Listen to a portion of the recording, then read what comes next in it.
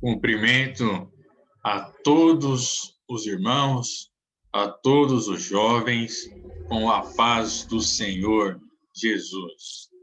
Estamos, portanto, participando, tendo a honra de participar de mais uma pré-aula relacionada ao quarto trimestre da Escola Bíblica Dominical do ano de 2020, da categoria dos jovens. Este trimestre, estamos, portanto, estudando sobre personagens bíblicas, os bons exemplos, mas também os maus exemplos. Hoje, na lição de número 6, estaremos falando sobre um bom exemplo do Antigo Testamento, Natã. E o título da lição é Natã falando o que Deus mandou você falar. Tenha certeza que esta lição será muito produtiva para a sua vida. Estudaremos, veremos quais foram as grandes características e quais as grandes lições que nós podemos aprender com este grande servo de Deus. Antes de mais nada, eu gostaria de ler no primeiro livro de Samuel. Hoje nós vamos ler muitos versículos. Pretendo falar um pouquinho menos do que da última vez que falei, acabei falando mais de 1 hora, para que não seja tão maçante. Então vamos ler muitos versículos hoje. Primeiro livro de Samuel, capítulo de número 3, versículo de número 1. Assim nos diz o texto sagrado. Eu, jovem Samuel, servia ao Senhor perante Eli. E a palavra do Senhor era de muita valia naqueles dias. Não havia visão manifesta. Aí você pergunta ao professor, a lição é sobre Natã, e você está falando de Samuel, de Eli, a lição dos filhos de Eli já passou.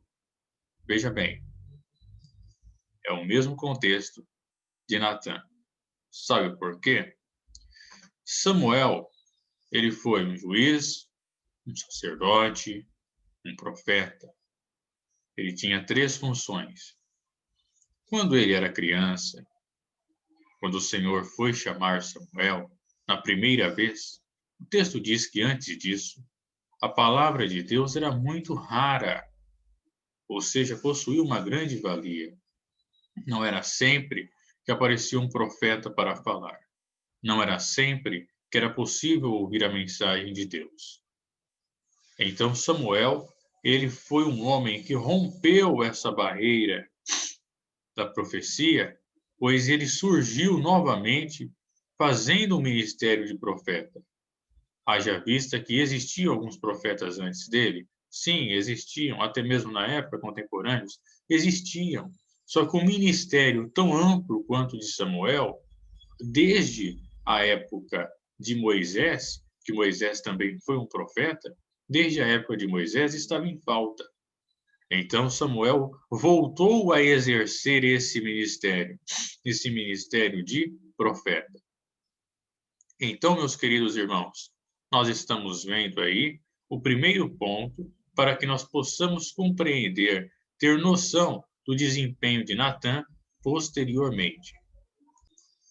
Haja vista que Samuel, ele exerceu esse ministério, mas também fundou uma escola de profetas.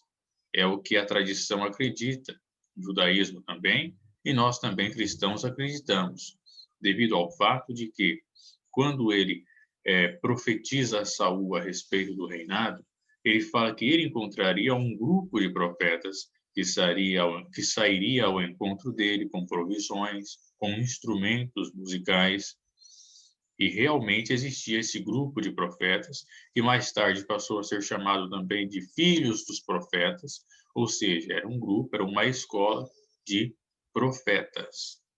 Então vamos ler aqui, conforme foi desvencilhado, hoje nós vamos ler muitos versículos, no primeiro livro de Samuel, capítulo de número 10, versículos 5 e 6. Então virás ao outeiro de Deus, onde está a guarnição dos filisteus. E há de ser que, entrando ali na cidade, Encontrarás um rancho de profetas que descem do alto e trazem diante de si saltérios, e tambores, e flautas, e harpas, e profetizarão. E o Espírito do Senhor se apoderará de ti, e profetizarás com eles, e te mudarás em outro homem. Estava, portanto, Samuel falando isso para Saul, logo após tê-lo ungido como rei de Israel. Então, esse grupo de profetas, posteriormente, ficou conhecido também como filhos dos profetas, ou até mesmo como uma escola de profetas. Até mesmo nos dias de Elias, nos dias de Eliseu, ainda existia este grupo de profetas. Nos dias de Amós também. Vamos ver, portanto, no segundo livro dos Reis, capítulo 4, versículo 38. É sempre interessante nós termos bastante versículos, porque o professor, quando vem aqui, o professor, ele pode falar alguma coisa, às vezes, que não esteja que não esteja dentro do contexto. Mas quando, a partir do momento que nós colocamos na Bíblia, nós mostramos na palavra de Deus que está relacionado com o que estamos falando, portanto, os ouvintes têm por uma noção maior, compreendem de forma melhor e realmente percebem que é algo que está escrito na palavra de Deus que é inerrante. É sempre importante, portanto, mostrar na Bíblia, provar na Bíblia aquilo que você está falando. Porque tudo que você falar que não esteja presente na Bíblia não passará apenas de uma mera especulação. Claro, às vezes, os textos bíblicos podem não ser tão claros e dá margem a especulações. Isso é verdade. Mas é sempre bom mostrar na inerrante palavra de Deus o que nós estamos falando. Primeiro livro dos Reis, capítulo de número 4, versículo 38. Assim nos diz o texto sagrado. Perdão, segundo livro dos Reis, capítulo 4, versículo 38. Segundo livro dos Reis, não primeiro. Assim nos diz o texto sagrado. E voltando Eliseu a Gilgal, havia fome naquela terra. E os filhos dos profetas, observe que os filhos dos profetas são denominados como um grupo. E os filhos dos profetas estavam assentados na sua presença. E disse ao seu moço: põe a panela grande ao lume e faz um caldo de ervas para os filhos dos profetas. Além dos filhos dos profetas participarem do mesmo ensino, participarem das mesmas reuniões, serem considerados um mesmo grupo, um grupo escolhido, separado para servir ao Senhor, um grupo de pessoas que profetizavam, eles também moravam juntos. Eles tinham uma grande comunhão e moravam juntos. Essa escola de profetas, portanto, foi fundada pelo profeta Samuel, que foi anterior a Natã. Logo após a morte de Samuel, percebe-se, portanto, que quem exerce um papel de profeta no reinado, um influenciador, um conselheiro, é o profeta Natã. Ele aparece logo em seguida. Para nós concluirmos, portanto, este raciocínio, abramos novamente as nossas Bíblias no livro do profeta Amós, capítulo 7, versículo 14. Assim nos diz o texto sagrado. E respondeu Amós e disse a Amazias: Eu não era profeta, nem filho de profeta. Ou seja, eu não era profeta, minha família não era família de profetas, nem faziam parte de escola de profetas. Mas boieiro e cultivador de sicômoros. E o 15. Mas o Senhor me tirou de após o gado, e o Senhor me disse: vai e profetiza ao meu povo Israel. Então, Amós também menciona que ele foi um profeta, um caso à parte, pois ele não fazia parte da escola dos profetas. Ele não havia sido ensinado a ser profeta. Claro, a profecia, ela vem de Deus? Sim, mas eles eram ensinados também pelo próprio Deus. Era o próprio Espírito do Senhor que ensinava a eles a ser profeta, como agir como um profeta. Porque não basta apenas profetizar, tem que saber profetizar, tem que saber o que está fazendo. Claro, a profecia não vem de você, vem da vontade de Deus. Mas a maneira como você vai se expressar e vai falar, você que tem que fazer, porque Deus não tira a responsabilidade do homem. Ele te dá a profecia, mas você tem que saber como vai profetizar. É nesse contexto aqui. Não quer dizer que eles ficavam lá imaginando coisas da cabeça, sendo ensinados diariamente a falar coisas de vontade humana. Não é isso. Eles eram ensinados a como agir, a como falar aquilo que recebiam do próprio Deus, pois quem dá a profecia é o Senhor dos Exércitos, o Senhor Deus. Vemos, portanto, que Samuel morreu, né? Na lição passada, quando falamos de Abigail, logo no começo, nós dizemos que Samuel havia morrido. Posteriormente, Saul também morreu, Davi assumiu o trono, e quem passou a exercer o papel de profeta foi Natã. Natã, ele era um profeta, ele era conselheiro do rei, e possivelmente o mesmo mencionado no primeiro livro das Crônicas dos Reis de Israel, no capítulo de número 2, no versículo 36. Vamos ver aqui o que nos diz esse texto. Primeiro livro das Crônicas, capítulo de número 2, versículo 33. Assim, 36. Assim nos diz o texto sagrado. E Atai gerou a Natã, e Natã gerou a Zabade. Observe que no primeiro livro dos Reis, no capítulo 4, versículo 5, vai também dizer a respeito de um Zabade também. Vamos ver o que diz esse texto. Primeiro livro dos Reis, capítulo 4, versículo de número 5. E Azarias, filho de Natã, estava sobre os provedores. E Zabude, filho de Natã, oficial mor, amigo do rei. Então, esse Natã aí, provavelmente, é o mesmo Natã que era conselheiro de Davi e era o profeta. Observe que Zabade e Zabude são tidos como filhos de Natã e os nomes são quase que idênticos. Pode ter uma variação de transliteração aí, mas é uma variação mínima, uma letra apenas. Então, provavelmente, esse Natã aí, pai de Zabude, que era amigo e oficial mor do rei Salomão, posteriormente, seria, portanto, filho de Natã, que era o profeta, e o Azarias também. Então, Natã, ele era filho de Atai. Se ele era filho de Atai, segundo aquela lista lá, ele era um homem da tribo de Judá. Vamos prosseguir, portanto, com o nosso relato. Observe que Natã profetizava, Natã aconselhava, Natã estava ajudando um homem que também era tido como profeta, o rei Davi. No Salmo de número 22, o rei Davi escreve uma verdadeira profecia sobre os sofrimentos do Messias, sofrimentos de Cristo, na cruz do Calvário. E também em Atos capítulo 2, versículo 30, os apóstolos, ou se não me engano, Pedro, vai dizer que Davi, ele era profeta, realmente.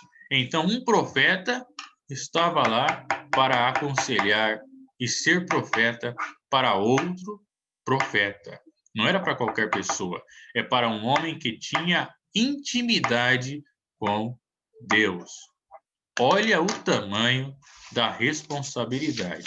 Você profetizar para um ímpio é uma coisa, mas profetizar para um homem que é segundo o coração de Deus é uma coisa bem pesada. Como diz aqui a frase, Se Davi era um homem segundo o coração de Deus, Natã era um presente de Deus para um homem segundo o seu coração. Essa é a realidade.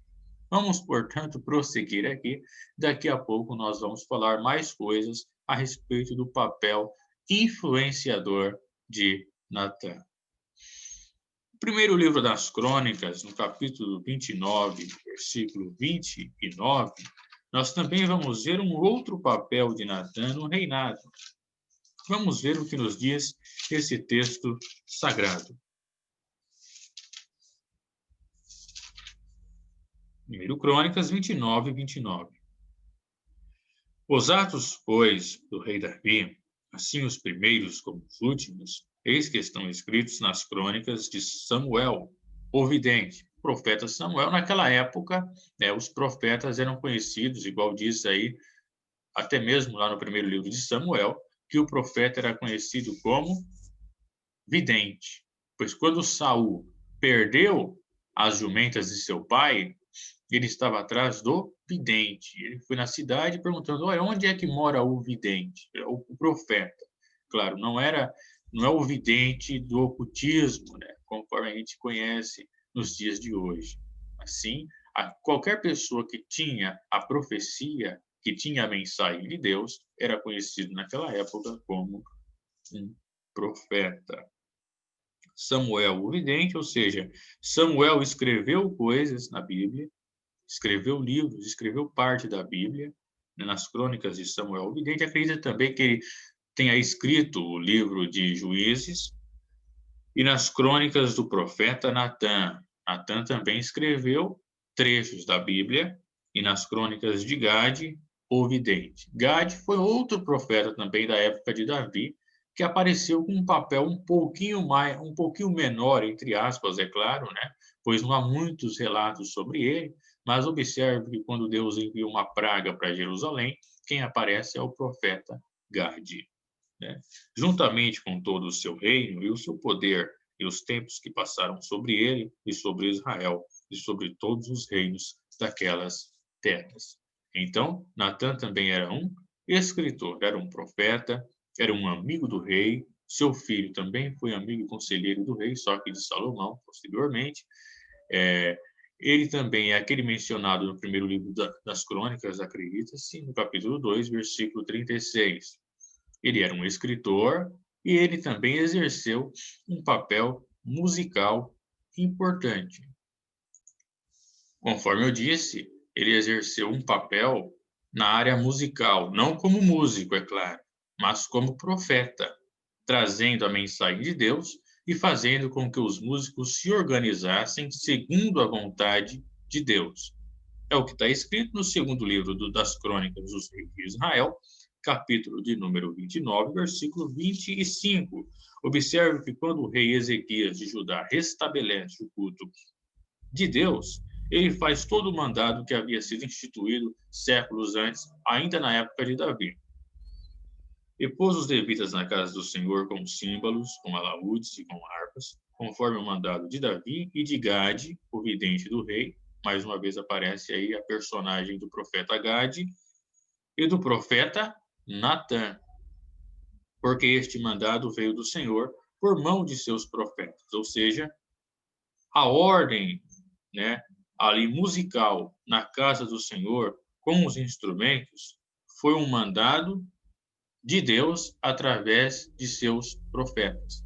Então, o profeta Natã ajudou nessa área aí. Observe que tudo para o Senhor tinha de ser muito organizado, né? Então, por mais que ainda não tinha o templo na época de Davi, essa organização partiu no período dele e Salomão, quando construiu, seguiu essas orientações. Então, observe que, apesar de Natã ter influenciado uma época anterior ao templo, tudo isso estava relacionado com o período da formação e da construção do templo. Então, a sua influência foi tanto para a época de Davi, tanto também para a parte da época de Salomão, e seguiu-se, portanto, esse ordenamento durante todo o período monárquico, pelo menos em teoria eles tinham de cumprir. Então, ele exerceu um papel não como músico, mas trazendo a organização que o Senhor queria que os músicos tivessem quando o templo fosse construído. Então, vamos prosseguir aqui com o nosso relato. E ele também escreveu também parte das crônicas da vida do rei Salomão. É o que está escrito no segundo livro das Crônicas, no capítulo de número 9, no versículo 29. Os demais atos, pois, de Salomão, tanto os primeiros como os últimos, porventura, não estão escritos no livro da história de Natã, o profeta, e na profecia de Aías, o Silonita, que também era profeta, que foi o profeta que disse para Jeroboão que Deus estava rasgando o reino de Israel, dando as demais tribos para Jeroboão e apenas uma lâmpada à tribo de Judá para Roboão, por causa dos pecados de Salomão. Claro que a tribo de Judá também envolvia ali a tribo de Benjamim, né? O reino do sul era a junção da tribo de Judá com a tribo de Benjamim e outrora também a tribo de Simeão, que ficou dispersa ali na tribo de Judá. Mas a mais importante era a tribo de Judá, e as demais tribos pertenceriam a Jeroboão. Na profecia de Aías o Silonita e nas visões de Ido, o vidente. O profeta Ido também aparece aí como uma personagem importante. Acerca de Jeroboão, filho de Nebate, e reinou Salomão em Jerusalém 40 anos sobre todo Israel. Então, nós vimos aí, portanto, que Natã era um profeta, ele entregava a mensagem do Senhor, exerceu um papel influenciador nos preparativos da construção do templo, principalmente ali entre os músicos, e também ele era um escritor. Agora nós vamos aprofundar mais na história e nós vamos ver quais foram as 3 ocasiões que o profeta Natã desenvolveu um papel muito importante e muito influenciador para o reino de Davi. A primeira coisa que nós vamos falar agora é a respeito do pecado de Davi. Então, nós vamos focar um pouquinho no que Davi cometeu e daqui a pouco nós voltaremos a falar do profeta Natã e na hora que ele aparece aí na história. Vamos ver, portanto, o segundo livro de Samuel, capítulo 11, versículo de número 1. Vamos ver o que nos diz o texto sagrado. O texto diz assim: E aconteceu que, tendo decorrido um ano, no tempo em que os reis saem para a guerra, enviou Davi a Joabe e a seus servos com ele, e a todo Israel, para que destruíssem os filhos de Amon e cercassem Rabá.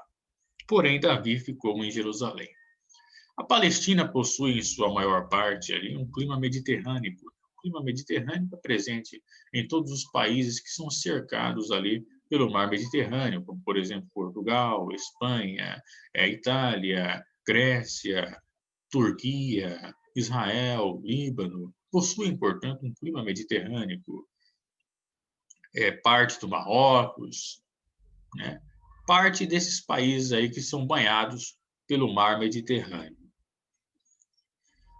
E existia, nas estações da época, o verão era muito quente, então não dava para fazer batalha alguma.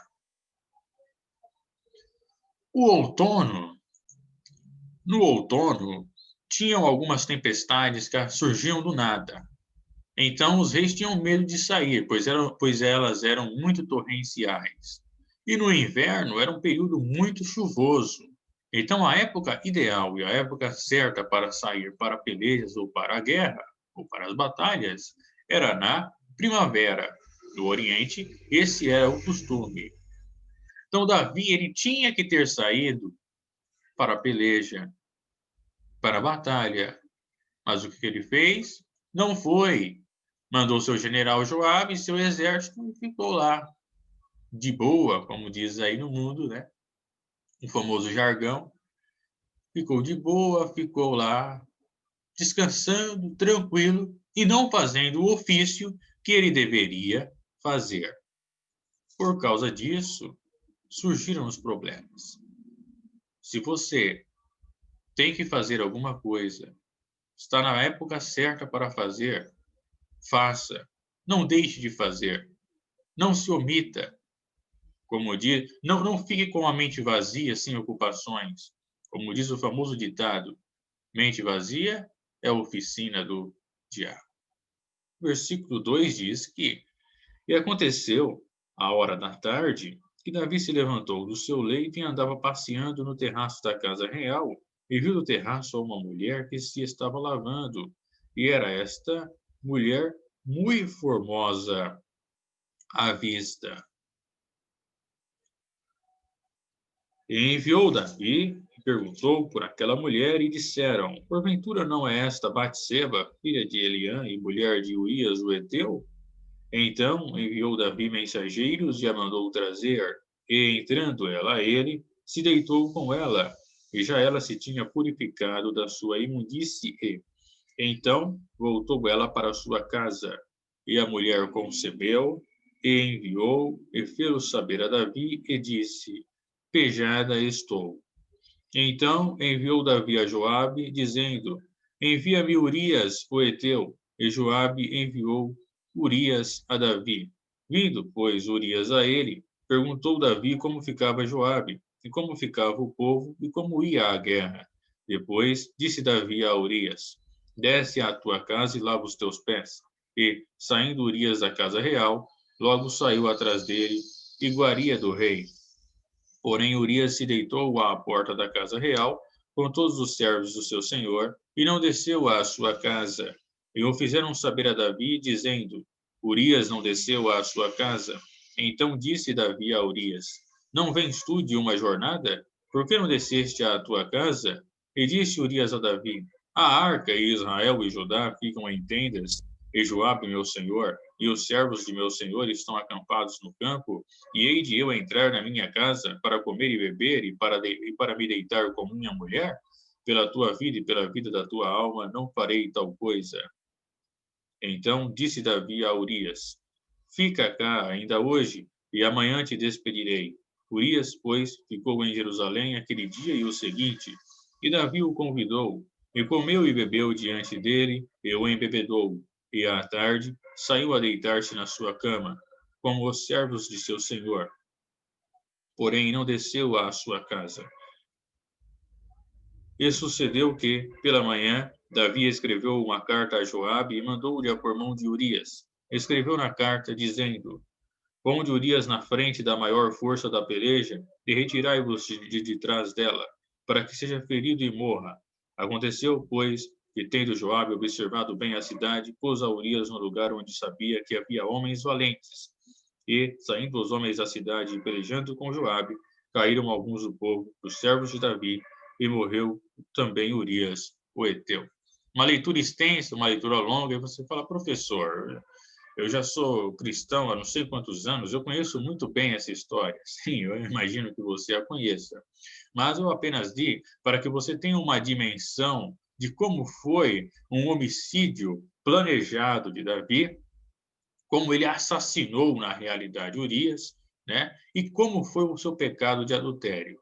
Então, diz aí que ele estava no terraço, estava ocioso, sem ter o que fazer, e isso é um perigo, você tem que ter alguma coisa para fazer, para não ficar com a mente vazia. E no terraço dos reis, como era costume, dava para ver muitas coisas da cidade. E ele viu uma mulher muito bonita se lavando. E o texto diz que ela já se tinha purificado da sua imundície, ou seja, do período menstrual, conforme está escrito ali no livro de Levítico, no capítulo de número 15, versículos 19 ao 24. Para mais informações, é claro, a respeito do que dizia a lei a respeito da mulher para se purificar da sua imundície. E ele mandou perguntar: Olha, eu achei bonita, quem é aquela ali? Disseram: Essa daí é Batseba, filha de Eliã, mulher de Urias, o heteu. Quem era Urias? Urias, ele era um dos valentes de Davi, né? Como é mencionado muitas vezes, os 37 valentes de Davi. Há algumas discordâncias, uns dizem que não são 37, que é um número maior, mas enfim, ele era um dos valentes de Davi, ele estava naquela lista, e ele era um heteu, ele não era de fato um israelita, ele era um estrangeiro. Acredita-se, portanto, que provavelmente ele era um mercenário. Hoje em dia, você fala mercenário, já vem à mente, nossa, então ele não devia valer nada.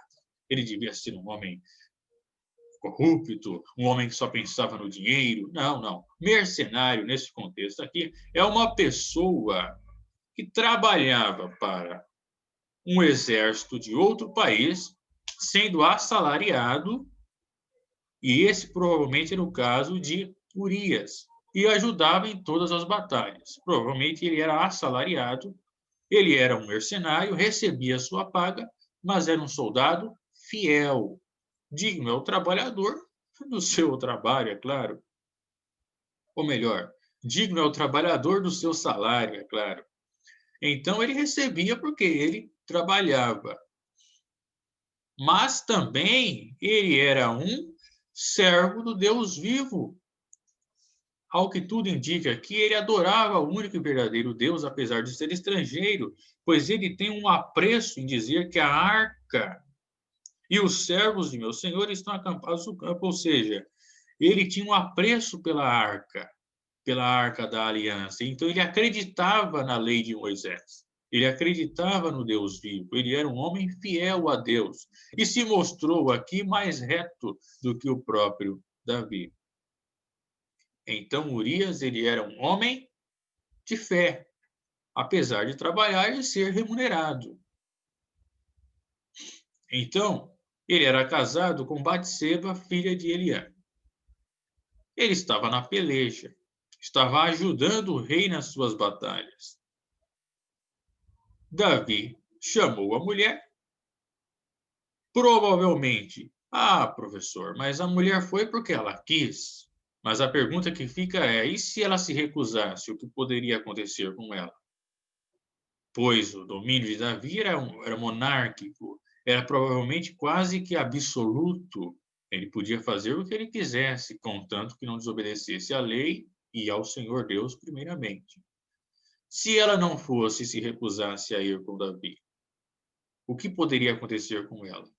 Ela errou, é claro. Isso não é justificável. Não é justificável. Se ela tivesse fé no Deus de Israel a ponto de não ir, com certeza o Senhor iria livrá-la. Mas ela foi, também por medo. E se deitou com Davi, e passado algum tempo disse que estava grávida. Quando fala pejado estou, ou seja, estou grávida. Então, o primeiro pecado de Davi foi um adultério. Mas vai piorar, pois ele vai cometer um homicídio premeditado. O adultério e o homicídio, segundo a lei, eram pecados capitais. Quem cometesse isso deveria morrer, apedrejado. Já o homicida, pelo vingador do sangue. Portanto, Davi, ele cometeu esse adultério. Depois, sabendo que a situação estava complicada, pois a mulher estava grávida, ele mandou chamar Urias da peleja. Urias estava em Rabá dos filhos de Amon. Rabá, a cidade de Rabá, atualmente se encontra nas proximidades de Amã, capital da Jordânia. Mandaram chamar a Urias. Quando ele chega, Davi tenta enrolá-lo para ele descer para a casa dele. Para quê? Para que ele tivesse um relacionamento com sua mulher e, quando nascesse o filho, o povo pensasse que o filho era do próprio marido, pois ele estava na casa dele, e encobrir o pecado que ele havia cometido. Observe bem a que ponto a malícia humana pode acontecer, até mesmo em quem serve a Deus. Até mesmo um homem segundo o coração de Deus, ele não está isento de praticar o mal. Todos são maus, é por isso que nós devemos ter sempre em mente: não existe bonzinho, não existe malzinho, todos são maus. Professor, mas eu não sou mau, não. Não, você é mau. Você nasceu mal. Todos pecaram. Não há um justo sequer, não há ninguém que faça o bem. Miserável homem que sou. O bem que quero fazer, não faço. E o mal que não quero fazer, isso eu faço. Palavras do apóstolo Paulo. Então, qual é a diferença? é que quem está em Cristo, por mais que seja mau, está justificado e tem como fruto do Espírito a bondade. E quem não está com Cristo é completamente mau. Essa é a diferença. Mas por estarmos justificados, nós temos como fruto do Espírito a bondade. A bondade é um dos gomos, né, do fruto do Espírito, que são ali as 9 características, os 9 atributos. Amor, gozo, paz, longanimidade, benignidade, fé, mansidão. Continua aí a lista conforme nós sabemos ali na epístola aos Gálatas. E a bondade é um dos atributos. Portanto, ele agiu de forma maligna, pois ele estava ocioso. Pode um homem de Deus pecar? Pode. Você está de pé? Olhe, não caia. As consequências do pecado de Davi não foram poupadas. Deus o perdoou? Perdoou. Mas ele teve de sofrer para pagar os seus pecados lá na frente. Tudo que você planta, você vai colher. Mas Urias se recusou a ir. Não desceu à sua casa. E Davi ainda queria, né, como diz aí fora, comer a mente dele. Ah, você está cansado, você chegou de uma jornada, você tem que descansar, você tem que ir lá para a casa da sua mulher, descansar um pouco. Mas Urias demonstrou retidão e fidelidade a Deus. Sabe por quê? Por causa dessa resposta aqui, no versículo de número 11 do capítulo 12 de 2 Samuel. E disse Urias a Davi: a arca e Israel e Judá ficam em tendas, e Joabe, meu senhor, e os servos de meu senhor estão acampados no campo, e hei de eu entrar na minha casa para comer e beber e para me deitar com minha mulher? Ou seja, as pessoas ali estão correndo o maior risco, estão protegendo e defendendo a nação, defendendo a nossa nação dos nossos inimigos, sendo fiéis ao Deus de Israel. A arca do Senhor está em tendas, e eu vou descer para comer e para beber e para me deitar com minha mulher? Pela tua vida e pela vida da tua alma, não farei tal coisa.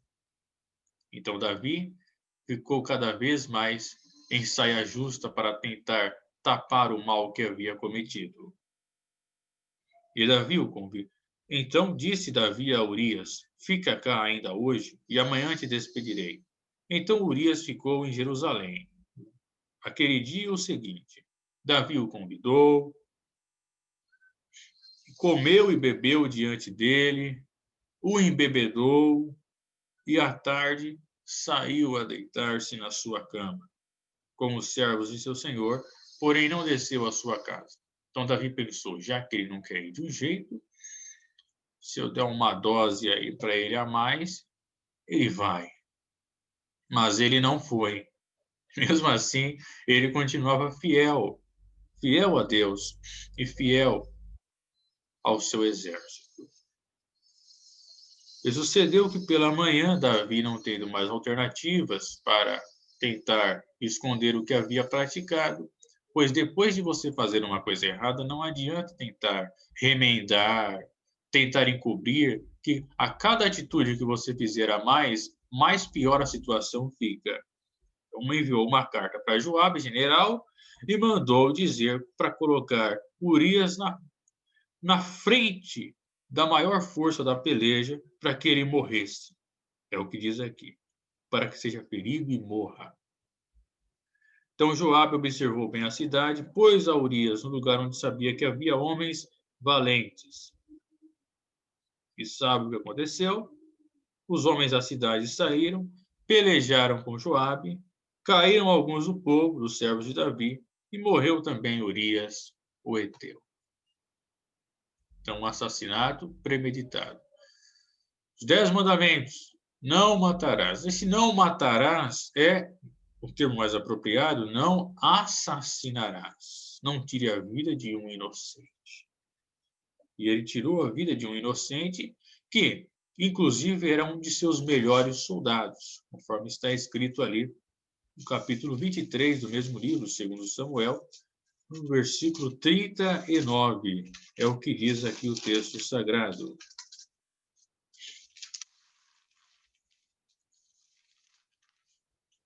Urias Eteu, 37 por todos.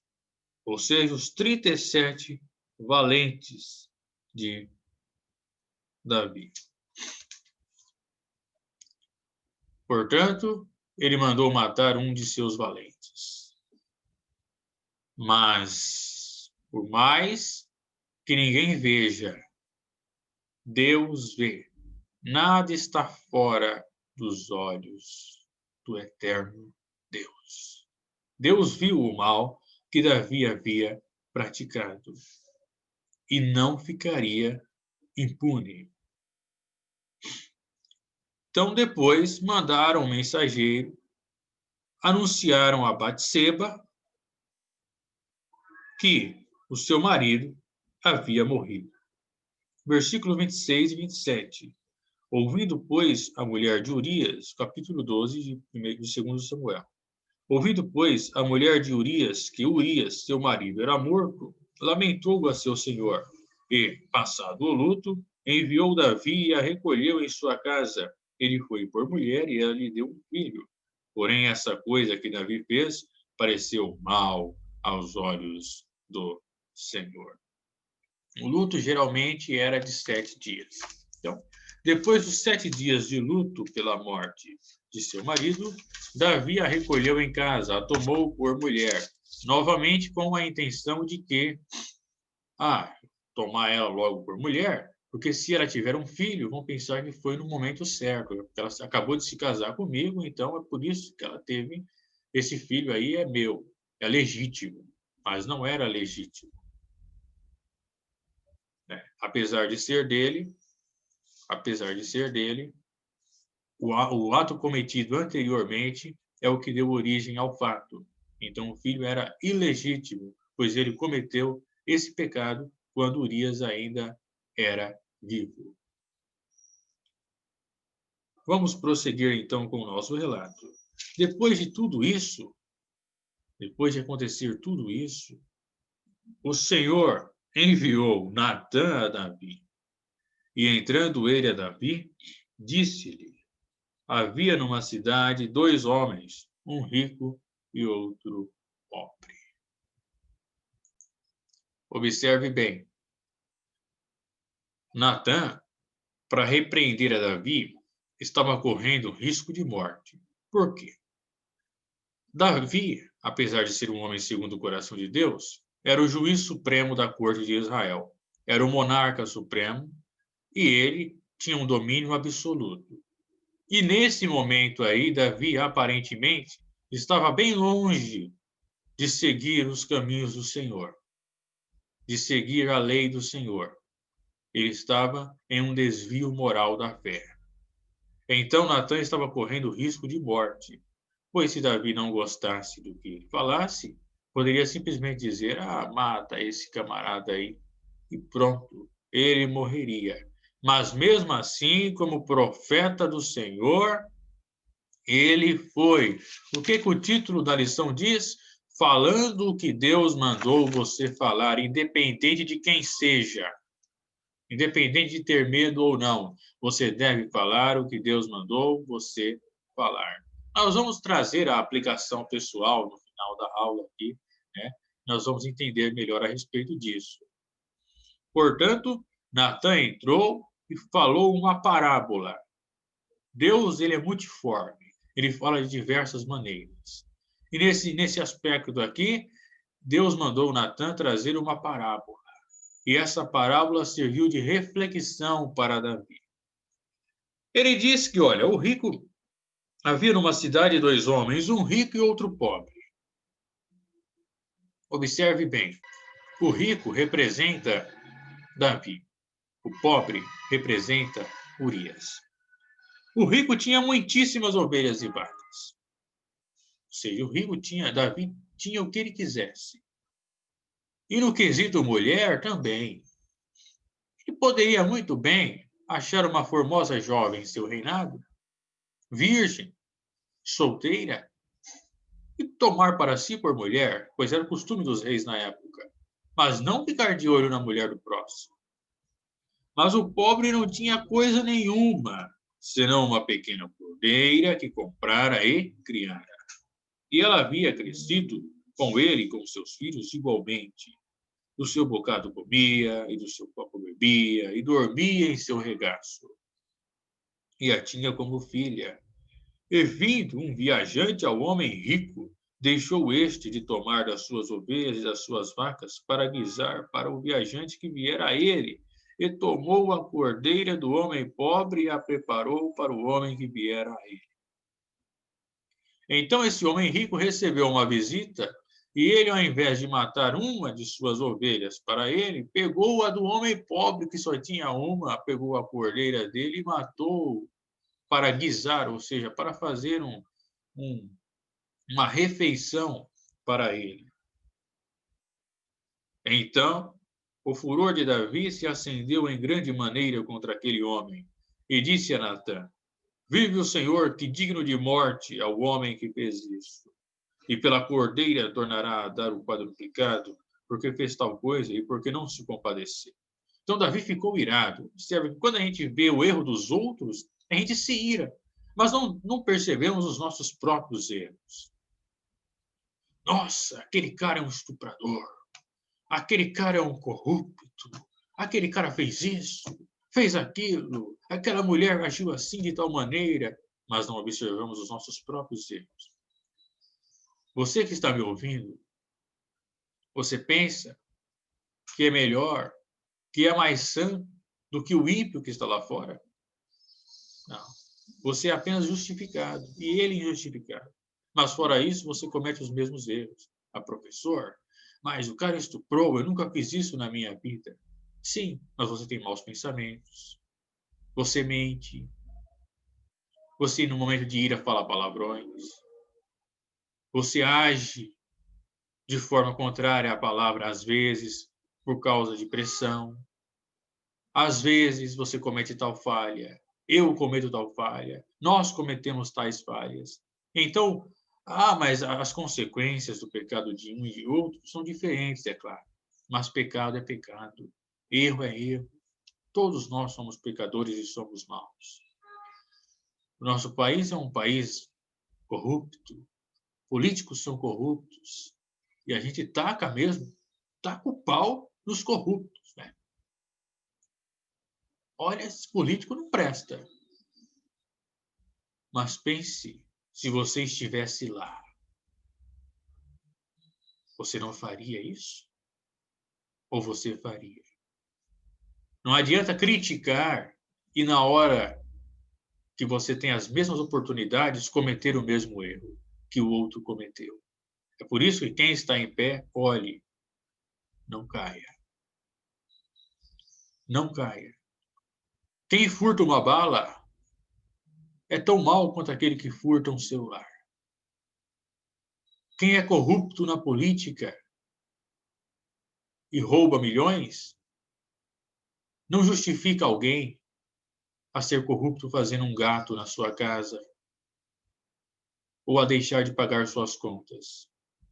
Tudo é corrupção. Então, todos nós somos maus e pecadores. Davi já estava querendo julgar a personagem da parábola, sendo que, olha qual foi a resposta de Natã. Então, disse Natã a Davi: Tu és este homem. Você é esse homem rico. Você é esse homem que agiu mal. É você. Olha a coragem para falar isso para um rei. E um homem ainda segundo o coração de Deus. Assim diz o Senhor, Deus de Israel: Eu te ungi rei sobre Israel e eu te livrei das mãos de Saul. E te dei a casa de teu senhor e as mulheres de teu senhor em teu seio. E também te dei a casa de Israel e de Judá. E, se isto é pouco, mais te acrescentaria tais e tais coisas. Por que, pois, desprezaste a palavra do Senhor, fazendo o mal diante de seus olhos? A Urias, o heteu, feriste a espada, e a sua mulher tomaste por tua mulher, e a ele mataste com a espada dos filhos de Amon, ou seja, dos incircuncisos, dos ímpios.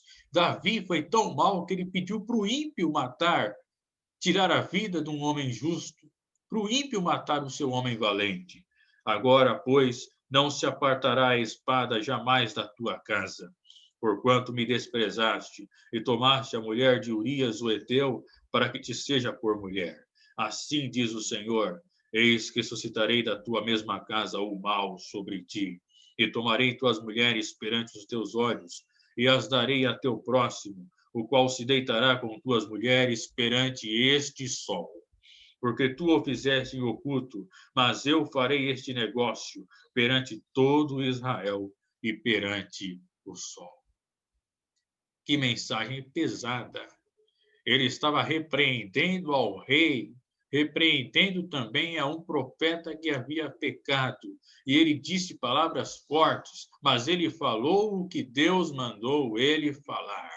Eu trarei o mal sobre a sua casa. Você fez em oculto, mas eu vou fazer perante este sol, ou seja, perante os olhos de todas as pessoas em aberto. A espada jamais se apartará da tua casa. Posteriormente, nós vamos ver que o mal veio sobre Davi pouco tempo depois. O seu filho Aminon cometeu incesto com sua própria irmã, que era filha do rei Davi. Depois, Absalão, irmão de Aminon, tira a vida do próprio irmão. Depois, Absalão se revolta contra o seu pai, toma as mulheres de seu pai e se deita com elas na presença de todo o povo em Jerusalém. E era uma humilhação e uma vergonha para um rei acontecer isso, uma traição deliberada e declarada. Depois Joabe vai e mata Absalão. Davi já perde 2 filhos. Antes disso, o primeiro filho com Batseba, conforme a gente vai ver daqui a pouco, vai morrer também, ou seja, 3 filhos perdidos. No final da sua velhice, ele ainda não tem paz, pois o seu outro filho, Adonias, se revolta contra o ordenamento do pai e quer tomar o reinado e tirá-los das mãos de Salomão. E por causa disso, depois, ainda tentando usurpar o trono, Salomão manda matá-lo. 4 filhos mortos. Uma revolta e traição aberta. Foi amaldiçoado por Simei, enganado por Ziba. Um preço alto o rei Davi pagou. Então, um preço alto o rei Davi pagou. Natã falou o que Deus mandou falar. E agora, qual é a reação de Davi? Dependendo da reação de Davi, Natã poderia até morrer. Sabe qual foi a reação de Davi? Então, disse Davi a Natã: pequei contra o Senhor. Confessou. E disse Natã a Davi: também o Senhor traspassou o teu pecado.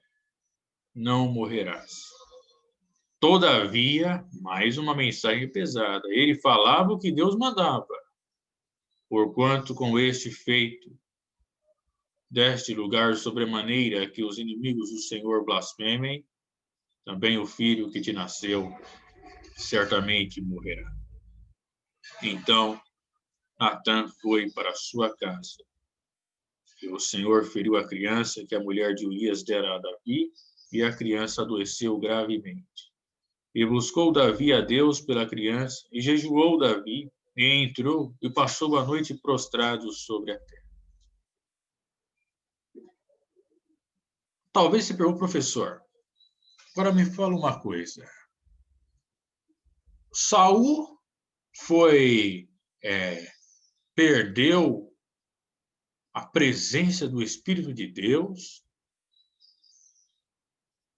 mas ele só desobedeceu. Ele não tirou uma vida de um inocente assim dessa maneira igual Davi, não cometeu um adultério igual Davi.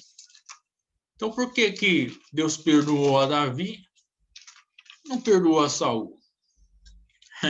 Essa é uma boa pergunta, mas nós temos a resposta. Porque ninguém é salvo por menor quantidade de pecados. Essa ideia é equivocada. Não é quem peca menos que vai ser salvo ou quem chega primeiro. Também lembremos da parábola dos trabalhadores da vinha. O salário do que chegou no começo é o mesmo do que chegou no final. Mas não é esse o sentido aqui. Na realidade, é porque Saul, ele pecava e não conseguia se arrepender. Ah, professor, mas ele confessou, ele falou para Samuel, olha, eu pequei. Mas sabe o que acontecia? Depois ele cometia o mesmo erro de novo. Então ele não tinha arrependimento, ele tinha remorso. Ele achava que se arrependia, mas enganava a si próprio. Remorso é diferente de arrependimento. Ele não admitia os seus erros, ele era duro e ele endurecia a si próprio. Essa rejeição deliberada aos preceitos divinos, entende muitos teólogos que seja blasfêmia contra o Espírito Santo, essa rejeição deliberada só ocasiona uma coisa: a pessoa é condenada e não é salva. Porque ela rejeita Deus de forma tão deliberada que Deus não atua mais no coração dela. Porque ela não consegue mais se arrepender. Então, se os fariseus atribuíram o poder de Jesus às trevas, a Satanás, é porque o rejeitaram de tal maneira e não conseguiam mais se arrepender. A mesma coisa aconteceu com Saul. Foi uma rejeição deliberada. Não se arrependia de forma alguma e, por causa disso, Saul não recebeu o perdão de Deus. Perdeu o Espírito de Deus, foi atribulado por um espírito mau, permitido da parte de Deus, e Davi, por mais que tivesse pecado coisas abomináveis, ele confessou aqui, olha, falou, pequei. Ele não tentou se justificar, porque quando Samuel foi falar com Saul, Saul diz, olha, eu errei, mas é porque eu ia fazer, e tentou remediar. Davi não, ele simplesmente disse, é verdade, eu pequei. Ele confessou de forma plena. Ele não tentou remediar a situação. Não tentou justificar. Ah, mas não, eu pequei. E Saul não, ficava tentando se remediar, né? Pecou de forma deliberada, não se arrependeu, e no final de sua vida ainda foi consultar uma bruxa. Por causa disso, ele morreu, se suicidou e não foi salvo. Professor, mas você vai falar que ele não foi salvo? Sim, aquele que está completamente fora da vontade de Deus e é rejeitado por Deus e comete esse pecado, Jesus disse que é o único que não tem perdão. Então, ele não foi perdoado, infelizmente. Começou muito bem, mas terminou muito mal. Já teve uma aula sobre Saul anteriormente. Olha só o que Davi vai dizer no Salmo 51. Olha a diferença de Davi para Saul. Purifica-me com hisopo, e ficarei puro. Lava-me, e ficarei mais alvo do que a neve. Faze-me ouvir júbilo e alegria, para que gozem os ossos que tu quebraste. Esconde a tua face dos meus pecados e apaga todas as minhas iniquidades. Ele compôs um salmo de arrependimento, mas arrependimento sincero, não era remorso. Cria em mim, ó Deus, um coração puro e renova em mim um espírito reto. Não me lances fora da tua presença e não retires de mim o teu Espírito Santo. Torna a dar-me a alegria da tua salvação e sustém-me com um espírito voluntário. Ele suplicou a Deus que não tirasse o seu Espírito Santo. Saul não suplicou e o Espírito de Deus saiu de Saul, mas de Davi permaneceu, porque houve arrependimento sincero. Todavia, Natã disse, porque você deu lugar, deu brecha para que os inimigos do Senhor blasfemem e se escandalizem, aí a criança que nasceu de ti, ela não vai, ou melhor, a criança que foi fruto do seu relacionamento com Batseba, não vai sobreviver. E também anteriormente disse que o castigo viria e a espada não sairia de sua casa. Ele jejuou, orou, mas mesmo assim a criança morreu. E mesmo depois de ter perdido o filho, ele foi lá e adorou. Foi motivo até de estranheza pelos seus servos. Mas ele foi e adorou. Ele disse, porém agora que é morta, por que jejuaria eu agora? Poderei eu fazê-la mais voltar? Eu irei a ela, porém ela não voltará para mim. Ou seja, ele sabia que um dia iria a ela. Na eternidade, ele veria essa criança. Mas ela não voltaria para ele. E foi exatamente o que aconteceu. Mas no versículo 24, versículo 25 diz: Então consolou Davi a Batseba, sua mulher, e entrou a ela, ele estava perdoado, claro, e se deitou com ela, e teve ela um filho, e chamou o seu nome Salomão, e o Senhor o amou. E o enviou pela mão do profeta Natã, e este chamou o seu nome Jedidias, por amor do Senhor. Ou seja, amado por Deus. Salomão significa pacificador. Depois ele foi lá em Rabá, destruiu o exército inimigo, tomou a coroa do rei dos filhos de Amon, que pesava 33 quilos, e continuou agindo como rei. Mas, a partir do capítulo 13, até o final, as coisas vão se complicar mais e mais para Davi. A profecia de Natã se cumpriu. O servo de Deus falou o que Deus mandou ele falar. E depois foi para a sua casa. Entretanto, há mais duas ocasiões. Natã ainda não sai de cena. Ele continua ajudando a Davi. E há mais duas ocasiões imprescindíveis de Natã no reinado de Davi, que nós vamos citar aqui brevemente, e também a aplicação pessoal. Quais são as lições deste profeta para a nossa vida? Vamos ler agora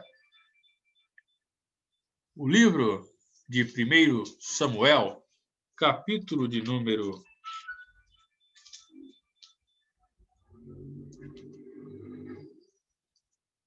17,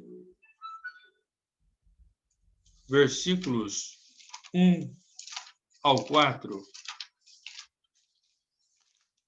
Queridos irmãos, perdão, 1 Crônicas, capítulo 17, versículos 1 ao 4. 1 Crônicas. Olha o que diz. Sucedeu, pois, que morando Davi em sua casa, já em sua casa, disse Davi ao profeta Natã: Eis que moro em casa de cedros, mas a arca do concerto do Senhor está debaixo de cortinas. Então Natã disse a Davi: Tudo quanto tens no teu coração, faze, porque Deus é contigo. Mas sucedeu, na mesma noite, que a palavra do Senhor veio a Natã, dizendo: Vai e dize a Davi: Tu me não edificarás uma casa para morar, porque em casa nenhuma morei desde o dia em que fiz subir a Israel até o dia de hoje. Mas fui de tenda em tenda e de tabernáculo em tabernáculo. Então, nesse episódio, Davi estava com aquele plano no coração de construir um templo para o Senhor. E ele foi consultar a Natã. E Natã nem esperou o Senhor falar, já chegou dizendo: Olha, tudo o que você tem no seu coração, faz, porque é da vontade de Deus que você faz. Mas não foi isso que Deus ia dizer para Davi. Na mesma noite, o Senhor apareceu a Natã e disse: Fala para ele que não. Ele não vai me edificar uma casa. O filho dele, Salomão, vai edificar. Porque Davi era um homem de guerras e derramou muito sangue na face da terra. Mas o filho dele seria um homem de paz. E ele construiria uma casa para o Senhor Deus. Mas observe que o Senhor Deus diz para Davi que eu construirei, você não vai me construir casa, mas eu construirei casa firme a você. E essa casa firme veio da descendência de Davi até o Novo Testamento, quando o próprio Filho de Deus, descendente de Davi, veio em carne e será rei para todos sempre. Nunca faltará homem da descendência de Davi que se assente para reinar, pois um de seus descendentes vai reinar para sempre. Ah, professor, mas é o seguinte, está dizendo ali que José, ele era o pai de Jesus de forma legal, mas não era o pai de forma física. Então, embora José fosse um dos descendentes de Davi, por que fala que Jesus é descendente de Davi, sendo que Jesus não é filho biológico de José, que era descendente de Davi? No capítulo 3 de Lucas, quando mostra a genealogia de Jesus e fala novamente de José, ali o termo grego mais apropriado no original seria José genro. Vamos ler o texto? Evangelho de Lucas, capítulo de número 3,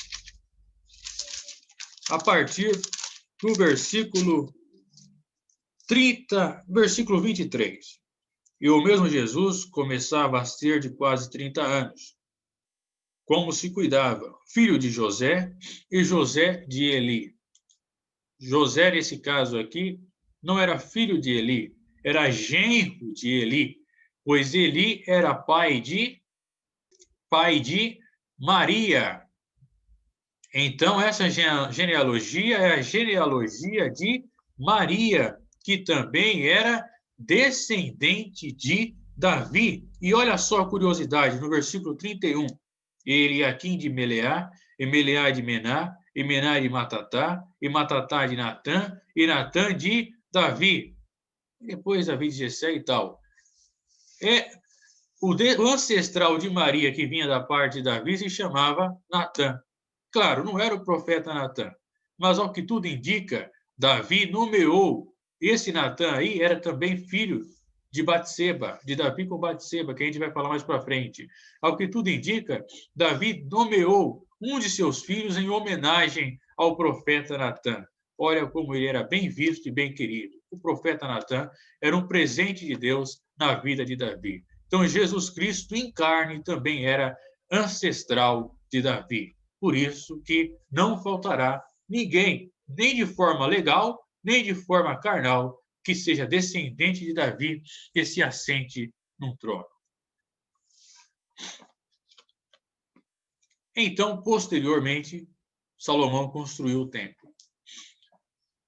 Observe bem que Natã ajudou, conforme eu falei no início da aula, em alguns preparativos do templo.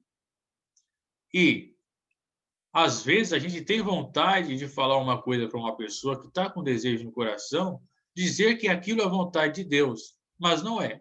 Por mais que nós tenhamos boas intenções, se Deus não mandou falar, não fale, porque senão você vai ser repreendido pelo Senhor, igual Natã foi na mesma noite e disse: olha, não era isso que eu mandei você falar, não.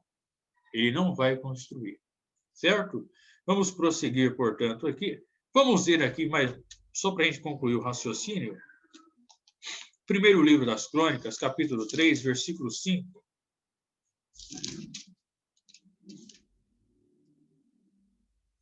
E estes lhe nasceram em Jerusalém, Simeia e Sobabe, e Natã e Salomão. Estes 4 lhe nasceram de Batsua, ou Batseba, filha de Amiel. Então, Natã aí também era irmão de Salomão, de Simeia e Sobabe. E esse Natã aí foi o ancestral de Maria, da parte de Davi, foi um ancestral do próprio Cristo e recebeu o nome em homenagem ao profeta Natã. Vamos falar agora a última situação, a última ocasião que Natã vai desempenhar um papel importante no reinado, e agora já no final, né, no final dos dias de Davi, da coroação de Salomão. Primeiro livro dos Reis, capítulo de número 1, versículos 5 e 6, por favor. Capítulo 1, versículos 5 e 6. Então Adonias, filho de Agite, se levantou, dizendo: eu reinarei. E preparou carros e cavaleiros e 50 homens que corressem adiante dele. E nunca seu pai o tinha contrariado. Olha o perigo. Dizendo: por que fizeste assim? Tudo que ele fazia, Davi aprovava. Nunca havia contrariado. E os pais devem contrariar os filhos, sim, para que não faça aquilo que bem quer. E era ele também muito formoso de aparência, e Agite o tivera depois de Abisalão. E tinha inteligência com Joabe, filho de Zeruia, e com Abiatar, o sacerdote, os quais o ajudavam, seguindo a Adonias. Porém, Zadok, o sacerdote, e Benaia, filho de Joiada, e Natã, o profeta, e Simei, e Rei, e os valentes que Davi tinha, não estavam com Adonias. Então falou Natã a Batseba, mãe de Salomão, versículo 11, dizendo: Não ouviste que Adonias, filho de Agite, reina, e que nosso senhor Davi não o sabe? Vamos prosseguir. Versículo de número 22. E, estando ela ainda falando com o rei, eis que entra o profeta Natã. E o fizeram saber ao rei, dizendo: Eis, ali está o profeta Natã. E entrou à presença do rei, e mostrou-se diante do rei com o rosto em terra. Prostrou-se. E disse Natã: Ó rei, meu senhor, disseste tu: Adonias reinará depois de mim, e ele se assentará sobre o meu trono? 26. Porém a mim, sendo eu teu servo, e a Zadok, o sacerdote, e a Benaia, filho de Joiada, e a Salomão, teu servo, não o convidou. Foi feito isso da parte do rei, meu senhor? E não fizeste saber a teu servo quem se assentaria no trono do rei, meu senhor, depois dele? Então aqui o texto diz que Adonias queria tomar o trono de Davi e não queria que Salomão o tomasse. Não chamou os conselheiros de Davi, não chamou a Zadok, não chamou a Natã, mas chamou outros. Chamou Abiatar, chamou Joabe, não chamou Salomão, seu irmão, e estava pretendendo tomar o trono. Mas Natã sabia que o escolhido de Davi para reinar era Salomão. Por causa disso, Natã e Batseba foram falar com o rei Davi.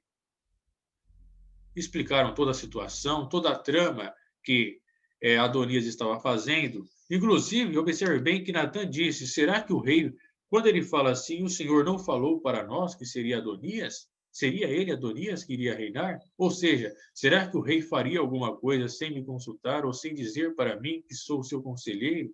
Observe, portanto, o grau de intimidade de Natã com Davi. Então Davi jurou, dizendo que não, e quem reinaria era Salomão. Então, Natã ajudou Davi nessa trama, mostrando a trama de Adonias para Davi e ajudando na coroação de Salomão como rei de Israel. Os três principais papéis foram: ele repreendeu a Davi por causa de seu pecado, ele entregou a mensagem do Senhor para os preparativos do templo, e no final da vida de Davi, ele ajudou na coroação do escolhido do rei para que tomasse o trono. Ou seja, ele sempre permaneceu leal ao rei Davi. Versículo de número 38. Então desceu Zadok, o sacerdote, e Natã, o profeta, e Benaia, filho de Joiada, e os quereteus e os peleteus, e fizeram montar Salomão a mula do rei Davi, e o levaram a Giom. Versículo 44.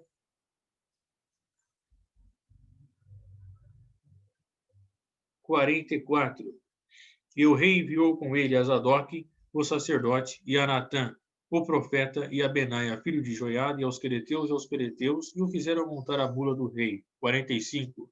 E Zadok, o sacerdote, e Natã, o profeta, o ungiram rei em Giom, e dali subiram alegres, e a cidade está alvoroçada. Este é o clamor que ouviste. Então, Zadok, o sacerdote, representante da lei, e Natã, representando os profetas, ungiram a Salomão como rei de Israel. Aí, a partir desse momento, por mais que entendamos que Natã ainda vivenciou alguns anos do período do reinado de Salomão, Natã acaba sumindo de cena, mas um grande exemplo para todos nós. As principais lições para a nossa vida é que Deus ele repreende a quem ama. É o que está escrito em Provérbios 3:12, depois você pode conferir em casa. E Jesus também disse, em uma das suas cartas à igreja da Ásia: eu repreendo a todos quanto eu amo. Se você está sendo repreendido por Deus, alegre-se. É porque Deus te ama. Não devemos falar o que Deus não mandou falar. Depois pode conferir em Deuteronômio capítulo 18, versículo 20. Nem se for por boa intenção. Ah, mas é porque ele quer fazer isso e é uma boa intenção, então eu vou falar que Deus está mandando ele fazer. Não, às vezes não é a vontade de Deus. Paulo tinha a boa intenção de ir pregar na Ásia, mas o Espírito Santo o impediu e ele foi pregar na Macedônia, na Europa. Então, nem sempre é a vontade de Deus para nós. 2 Pedro 1, 21 vai dizer que a profecia não é produzida pela vontade humana, mas pela vontade de Deus.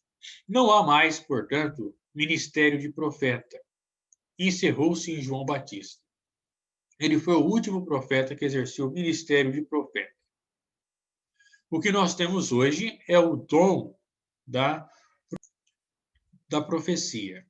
Nós temos o dom da profecia, mas o ministério de profeta, não. Encerrou-se, portanto, em João Batista. Deus fala de muitas maneiras, é o que diz em Hebreus, capítulo 1, versículos 1 ao 2. De diversas maneiras, através de sonhos, revelações, profetas, sinais, parábolas, conselhos. Deus fala de diversas maneiras, é multiforme. Deus tocou os lábios do profeta. O profeta tem os lábios abençoados e tocados por Deus, o verdadeiro profeta, é claro. Conforme nós vemos em Jeremias, capítulo 1, versículo 9. O propósito da profecia. E esse versículo aqui a gente vai ler. 1 aos Coríntios, capítulo 14, versículo de número 3. Mas o que profetiza fala aos homens para edificação, exortação e consolação. Exortar, consolar e edificar. Se há uma profecia que não sirva para consolar, para edificar e para exortar, essa profecia não vem de Deus. Deus possa abençoar a sua vida, que possamos aprender a seguir as mesmas lições do profeta Natan, falando o que Deus mandou falar, sabendo que a profecia é da vontade de Deus e não vem de vontade humana. Deus te abençoe, Deus te ilumine, Deus guie os seus caminhos sempre. Tenha uma boa aula, uma boa semana na presença do Senhor. E em breve nós nos veremos mais uma vez. Agradeço ao Portal EBD pela confiança, ao professor Humberto, ao professor Olímpio, ao professor Fernando, ao professor Caramuru, ao professor Serafim. Deus abençoe a todos e a todos os outros colaboradores do Portal EBD, os quais os nomes não me chegaram à memória. Que seja grande o seu galardão, pois o Senhor é galardoador daqueles que o buscam, e o Senhor certamente te recompensará. Tenha uma boa aula. Amém.